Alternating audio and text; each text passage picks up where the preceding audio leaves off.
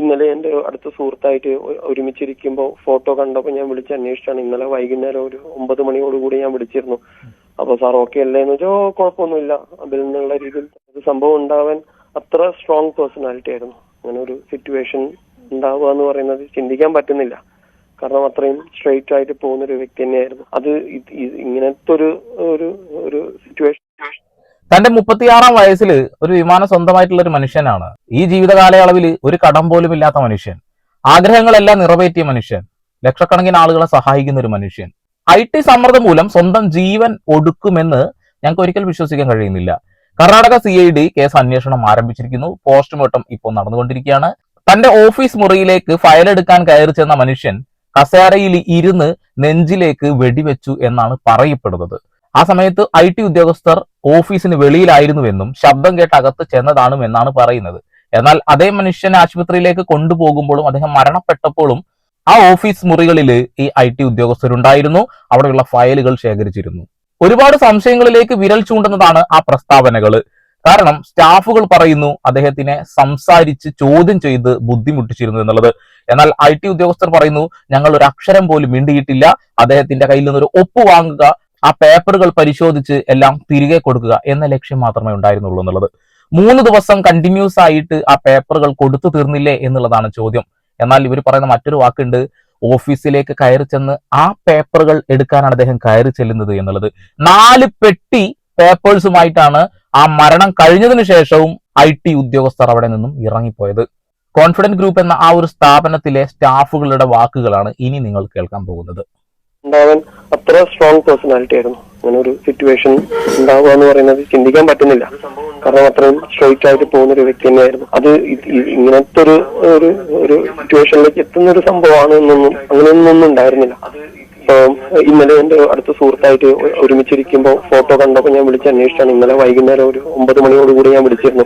അപ്പൊ sir okay അല്ലേ എന്ന് വെച്ചാൽ കുഴപ്പമൊന്നുമില്ല അതിൽ നിന്നുള്ള രീതിയിൽ. സ്വന്തം സഹോദരനെയും വിളിച്ചതാണ്. നിരന്തരമായിട്ട് തന്നെ അവർ ഉപദ്രവിക്കുന്നു എന്നൊരു കാര്യം പറഞ്ഞു എന്ന് പറയുന്നു. ഈ റെയ്ഡ് നടക്കുന്ന സമയത്ത് അമ്മയുമായിട്ടൊന്ന് സംസാരിക്കണം എന്ന് അദ്ദേഹം പറഞ്ഞതായിട്ടുള്ള കാര്യങ്ങളൊക്കെ ഇപ്പൊ പുറത്തേക്ക് വരുന്നുണ്ട് എന്നുള്ളതാണ്. IT ഉദ്യോഗസ്ഥർ എത്ര വലിയ തുക ഇട്ടാലും 9,000 കോടി രൂപ ആസ്തിയുള്ള മനുഷ്യൻ അത് തീർക്കാൻ വലിയ ബുദ്ധിമുട്ടില്ല. അപ്പൊ അതല്ല, ഇതിന്റെ പിന്നിൽ എന്ത് സമ്മർദ്ദമാണ് ചെലുത്തിയത്, എന്ത് ഭീഷണിയാണ് ചെയ്തത് എന്ന് അറിയേണ്ടതായിട്ടുണ്ട്. ഞാൻ പറഞ്ഞല്ലോ, പണം കൊണ്ട് ദൂർത്തടിച്ച് ജീവിതം ലാവിഷായി അടിച്ച് പൊളിച്ച് ഒന്നും കളയുന്ന മനുഷ്യനല്ല. ഒരുപാട് ആളുകളെ സഹായിക്കുന്ന മനുഷ്യനാണ്. വെറുതെ ദൂർത്തടിച്ച് എല്ലിന്റെ ഇടയിൽ കുത്തുമ്പോൾ മറ്റുള്ള ആളുകളെ അദ്ദേഹത്തേക്ക് വണ്ടിയിടിച്ച് കൊല്ലുന്ന ഒരു പണക്കാരനല്ല. അദ്ദേഹം ജനങ്ങളെ സഹായിക്കുന്ന മനുഷ്യനാണ്. നമുക്കറിയാം, കാജ എന്ന ആ ഒരു സ്ഥാപനത്തിന്റെ ഓണർ അല്ലെ, ഒരു പാവപ്പെട്ട മനുഷ്യനെ വണ്ടിയിടിച്ച് കൊന്നില്ലേ, അങ്ങനെയുള്ള ഒരു മനുഷ്യനല്ല, എല്ലാവരെയും സഹായിക്കുന്ന മനുഷ്യനാണ്. അതുകൊണ്ടാണ് നമുക്ക് എല്ലാവർക്കും അത്ര ആദി എന്ത് സംഭവിച്ചു എന്നറിയണം. CCTV ക്യാമറ ഫൂട്ടേജുകളൊക്കെ നശിപ്പിക്കപ്പെട്ടതായിട്ടൊക്കെ പല സോഷ്യൽ മീഡിയ ഗ്രൂപ്പുകളിലും കാണുന്നുണ്ട്. അത് ഉള്ളതാണോ എന്നറിയില്ല. കർണാടക പോലീസ് അന്വേഷിക്കുന്നത് കൊണ്ട് തന്നെ നമുക്കിതിന്റെ വ്യക്തമായ ഡാറ്റ കിട്ടാനുള്ള സാധ്യതകൾ വളരെ കുറവാണ്. എന്നാൽ പോലും അറിഞ്ഞു വെക്കൂ. ഇനി മറ്റൊരു ശബ്ദ സന്ദേശം കൂടിയും കിട്ടാൻ ഇടയായിട്ടുണ്ടായിരുന്നു. ഞാൻ അതും കൂടി ഒന്ന് കേൾപ്പിച്ചു തരാം. ഇതൊരു മർഡർ ആവാനുള്ള ചാൻസ് കൂടുതലല്ലേ? ഇപ്പൊ റീസെന്റ് ആയിട്ട് റോൾസ് റോയ്സ് ഒക്കെ ഇറക്കിയ ആളാണ്. വരാത്തതിന് ആവശ്യത്തിലധികം സെറ്റിൽഡ് ആയിട്ടുള്ള ഒരാളും കൂടിയാണ്. ഫിനാൻഷ്യലി നോക്കുകയാണെങ്കിൽ ആൾക്ക് ഒരു പ്രശ്നവും ഇല്ല. അടിച്ചു പൊളിച്ച് നടക്കുന്ന ഒരു വ്യക്തിയാണ്. പിന്നെ ഗൺ ഷോട്ടും കൂടി, സൂയിസൈഡ് ഞാൻ യൂസ് ചെയ്തത് ഗണ്ണാണ്. അത് വെച്ച് നോക്കുമ്പോൾ തന്നെ ഒരു ദുരൂഹത ഇല്ലേ? ഇതൊക്കെ കൂട്ടി യോജിപ്പിക്കുമ്പോൾ ഒരു മർഡറായിട്ട് വരാനുള്ള ചാൻസ് കൂടുതലാണ്. സാധ്യതകളുണ്ട്. കാരണം നമുക്ക് എല്ലാ സംശയങ്ങളിലേക്കും നോക്കുക തന്നെ വേണം അല്ലെ? അത്രമാത്രം സാമ്പത്തികമുള്ള ഒരാളാണ് അയാൾ. അത് ചെയ്യാനുള്ള സാധ്യത കുറവാടോ. അതുകൊണ്ടാ. പിന്നെ എന്ത് രീതിയിലുള്ള ഭീഷണിയാ അല്ലെങ്കിൽ എന്ത് രീതിയിലുള്ള സമ്മർദ്ദമാണ് ചെലുത്താൻ കഴിയുക? IT ഉദ്യോഗസ്ഥരാണ് അല്ലെ, രാജ്യദ്രോഹപരമായിട്ടും തെറ്റുള്ള കാര്യങ്ങളൊക്കെ തന്നെയാണ്. എന്നാലും സ്വന്തം ജീവൻ എടുക്കേണ്ട ഒരു അവസ്ഥ വരിക ഇല്ല എന്ന് തന്നെ പറയേണ്ടി വരും. അങ്ങനെയെങ്കിൽ ഒരുപാട് വ്യാപാരികൾ ഇവിടെ ഇന്ന് സ്വന്തം ജീവൻ ഒടുക്കിയേക്കാം. അത്രമാത്രം പ്രശ്നങ്ങളുള്ള ഒരുപാട് വ്യാപാരികളുള്ള നാടാണിത് അല്ലെ. ആകെ അദാനി ഗ്രൂപ്പിനും അംബാനി ഗ്രൂപ്പിനും മാത്രമേ ഈ പ്രശ്നങ്ങൾ ഇല്ലാത്തതുള്ളൂ. അത് എന്തുകൊണ്ടാ വെച്ചാൽ കൃത്യമായ ബോണ്ടും കാര്യങ്ങളൊക്കെ ഭരിക്കുന്ന രാഷ്ട്രീയ പാർട്ടിക്കാർക്ക് കൊടുക്കുന്നുണ്ടാക്കാം. അങ്ങനെ കൊടുക്കുകയാണെങ്കിൽ പോലും ഈ പ്രശ്നങ്ങളിൽ നിന്ന് മാറാം. അതേപോലെ തന്നെ റോയ് ഒരു BJP കാരനായിരുന്നുവെങ്കിലും അദ്ദേഹത്തിന് ഇതിൽ നിന്ന് ഊരാൻ കഴിയുമായിരുന്നു എന്നുള്ളതാണ്. പക്ഷെ ഇത് ED റെയ്ഡ് അല്ല, ഇത് IT റെയ്ഡാണ്, കേരള സർക്കാരിൻ്റെതാണ് എന്നൊക്കെ പറയുന്ന ആളുകളോട് ഡൽഹിയിൽ നിന്നാണ് ഏറ്റവും കൂടുതൽ ഈ ഒരു വിഷയത്തിൽ ഒരു സമ്മർദ്ദം വന്നിട്ടുള്ള കാര്യം കൂടി മനസ്സിലാക്കുക. IT ആണെങ്കിലും ശരി, ED ആണെങ്കിലും ശരി, അതൊക്കെ കൃത്യമായ രീതിയിലാണ് ഉപയോഗിക്കേണ്ടത്.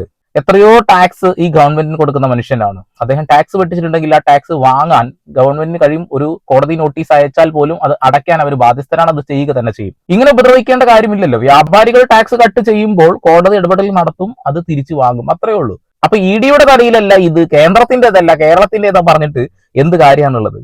ഇനി ഞാൻ റോയിയുടെ ചേഷ്ടന്റെ ഒരു വീഡിയോ കാണിച്ചു തരാം. ഞാൻ അറിഞ്ഞത്, വേറെ ഒന്നും ഞാൻ അറിഞ്ഞിട്ടില്ല. കൊച്ചിയിലെ ഡെപ്യൂട്ടി കമ്മീഷണറുടെ ഭാഗത്ത് നിന്ന് വലിയ ഭീഷണിയോ അല്ലെ സമ്മർദ്ദം ഉണ്ടായിരുന്നു എന്ന് ഇന്നലെ ലീഗൽ അഡ്വൈസർ പറയുന്നുണ്ടായിരുന്നു. ഡെപ്യൂട്ടി കമ്മീഷണർ അല്ല, അഡീഷണൽ കമ്മീഷണർ കൃഷ്ണപ്രസാദിന്റെ പുള്ളിയാണ് ഇൻവെസ്റ്റിഗേഷൻ ടീം. പുള്ളിയുടെ പ്രഷർ ഉണ്ടായിരുന്നു എന്നാണ് ഞാൻ കേട്ടത്. 43 ലക്ഷം സ്ക്വയർ ഫീറ്റ് ബിൽഡിംഗ് നിർമ്മിച്ചിട്ടുള്ള ആളാണ്. ഇത്തരം ഒരു നോട്ടീസിന്റെ പേരിലൊക്കെ ഇങ്ങനെ ചെയ്യുമെന്ന് കരുതുന്നുണ്ടോ? ഇല്ല, അത് എനിക്ക് തോന്നുന്നില്ല.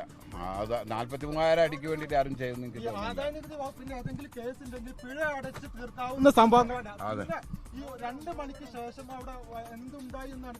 അല്ല, അറിയില്ല. ഞാൻ പോയാലേ എനിക്ക് അറിയുള്ളൂ.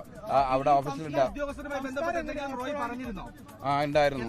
അല്ല, ഈ ഉദ്യോഗസ്ഥനായിരുന്നു ഇൻവെസ്റ്റിഗേഷൻ. ഇല്ല, ഒരു തീരുമാനമായിട്ടില്ല. വീട്ടിൽ ഞാൻ ഫാമിലി ഒന്ന് കണ്ടോട്ടെ. ഓക്കെ, ഫണ്ട് അടച്ച് തീർക്കാവുന്ന പ്രശ്നമേ ഉള്ളൂ. അതിന് അദ്ദേഹം ജീവൻ എന്തായാലും എടുക്കാൻ സാധ്യതയില്ല.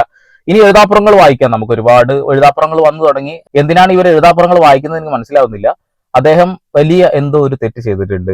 അദ്ദേഹം എന്താണ് രാജ്യസുരക്ഷയുമായി ബന്ധപ്പെട്ടുകൊണ്ടുള്ള ഇടപാടുകൾ എന്തോ നടത്തിയിട്ടുണ്ട്. അങ്ങനെയുള്ള ചർച്ചകൾ ഇങ്ങനെ പോയിക്കൊണ്ടിരിക്കുന്നുണ്ട് ഒരു സൈഡിൽ കൂടെ.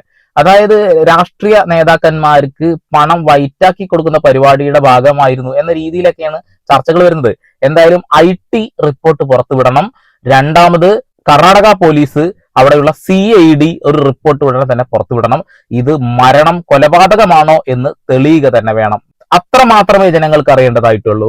അങ്ങനെ സ്വന്തം ജീവൻ ഒടുക്കാനും മാത്രം എന്താണ് ഇതിന്റെ പിന്നിൽ നടന്നത്? ഈ മനുഷ്യൻ ഇത് ചെയ്യുമെന്ന് നിങ്ങൾ കരുതുന്നുണ്ടോ? എനിക്ക് എന്തായാലും അത് വിശ്വസിക്കാൻ കഴിയുന്നില്ല. കാരണം ജീവിതം അത്രയേറെ ഇഷ്ടപ്പെടുന്ന, ജീവിതം അത്രയേറെ ആഘോഷിച്ച, ആസ്വദിച്ച, ജനങ്ങളെ കൈവിടാത്ത ഒരു മനുഷ്യൻ അത് ചെയ്യാനുള്ള സാധ്യതയില്ല. കാരണം അത്രമാത്രം നന്മകൾ ചെയ്യാൻ ആ മനുഷ്യന് ഇനിയും ലൈഫ് വേണമായിരുന്നു. അദ്ദേഹത്തിന്റെ അവസാന ഇന്റർവ്യൂ നമ്മൾ കണ്ടതാണ്. അദ്ദേഹം ആ ഇന്റർവ്യൂ ഒരിക്കലും ഇപ്പോൾ പുറത്തു വിടരുതെന്നും ED റെയ്ഡ് കഴിഞ്ഞ ശേഷം പുറത്തു വിട്ടാൽ മതി എന്നും ആ ഒരു പത്രപ്രവർത്തകനോട് പറഞ്ഞതായിട്ടുള്ള ഡാറ്റാസും ഇപ്പോൾ പുറത്തു വന്നിട്ടുണ്ട്. അപ്പോൾ വീണ്ടും വരെ പുതിയ വാർത്താവിശേഷങ്ങളുമായി സന്ദീപ് പോൾ സൈനിങ് ഓഫ്.